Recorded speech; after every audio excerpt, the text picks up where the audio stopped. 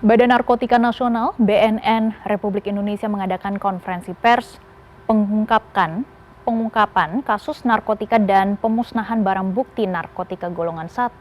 Dan sudah ada koresponden CNN Indonesia Novanaya Antaka di sana. Langsung saja kita melihat bagaimana perjalanan konferensi pers. Selamat siang, Naya. Apa saja poin-poin dalam konferensi pers yang masih berlangsung ini?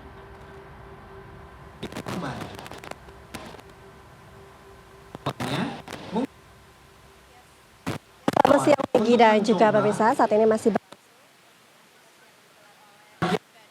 Nasional Republik terkait terungkapnya pemusnahan 500 kg narkotika, artinya lebih jauh ton narkotika dan mulai ganja, kemudian kokain, sabu ini berhasil dimusnahkan dari berbagai daerah yang memang dikenal daerah-daerah strategis, diantaranya dari Aceh, kemudian Medan, ada juga tadi dijelaskan dari Rio, Palembang, di mana memang penangkapan ini atau 11 jaringan barang bukti 500 kg narkotika ini dilakukan sejak Agustus hingga September 2025 oleh Komjen Suyudi, artinya genap melakukan 11 jaringan 500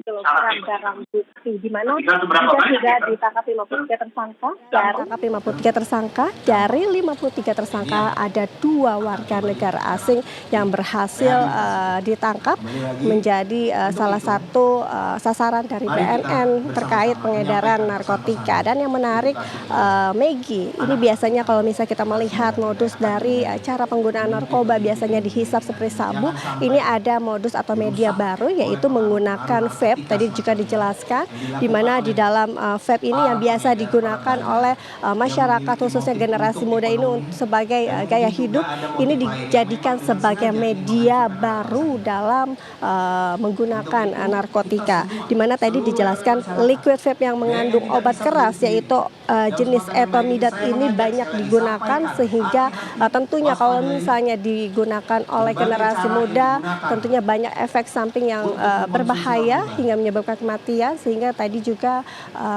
salah satunya yang di-highlight adalah penggunaan atau media baru yang digunakan oleh para pengguna narkoba itu menggunakan vape. Selain itu juga selain memusnahkan 500 kg berbagai jenis narkotika, BNN juga berhasil mengungkap kasus hasil tindak pidana pencucian uang Sutarnedi dan kawan-kawan di wilayah Palembang, di mana dari hasil penyelidikan ini ada total aset atau bisnis yang berhasil diselamatkan yaitu 52 miliar, artinya cukup besar dan juga cukup fantastis dari bisnis narkoba yang tentunya ini dapat merusak generasi Indonesia. Sehingga dari hasil kerja BNN kali ini juga tentunya bukan hasil sendiri, ini juga kerjasama dari berbagai pihak. Dari dalam konferensi pers juga tadi dijelaskan oleh Silmi Karim, yaitu Wakil Menteri dari Imigrasi dan juga Pemasyarakatan, bahwa data dari Menteri Imigrasi dan juga Pemasyarakatan adalah lebih dari 50% atau usia produktif ini merupakan narapidana